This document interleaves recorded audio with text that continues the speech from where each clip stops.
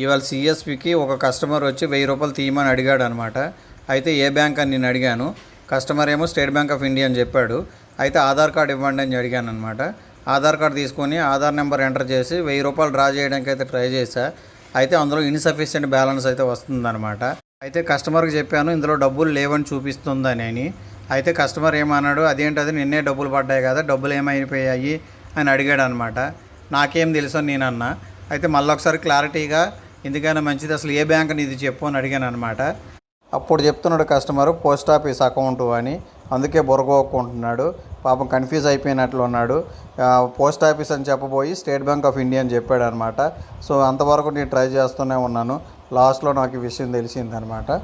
మళ్ళీ నేను ఆధార్ నెంబర్ కొట్టి పోస్ట్ ఆఫీస్ అకౌంట్ సెలెక్ట్ చేసి 1000 రూపాయలు అయితే ఆయనకి తీసేసి ఇచ్చేసాను అనమాట. సో తీసేసి ఇచ్చిన తర్వాత మనం స్లిప్ కూడా ఇస్తామన్నమాట కస్టమర్కి. 1+1 స్లిప్ తీస్తాము. ఒక స్లిప్ మన దగ్గర ఉంటుంది, ఒక స్లిప్ అయితే కస్టమర్ దగ్గర ఉంటుందన్నమాట.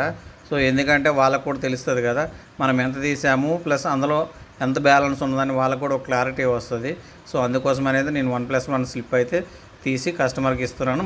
విషయం ఏంటంటే బ్యాంక్ వాళ్ళు కూడా నాకు చెప్పారు 1+1 స్లిప్ తీసి కస్టమర్కి ఒక స్లిప్ ఇచ్చి మీరు ఒక స్లిప్ అయితే పెట్టుకోండి, స్లిప్ అయితే మెయింటైన్ చేయాలని చెప్పారనమాట.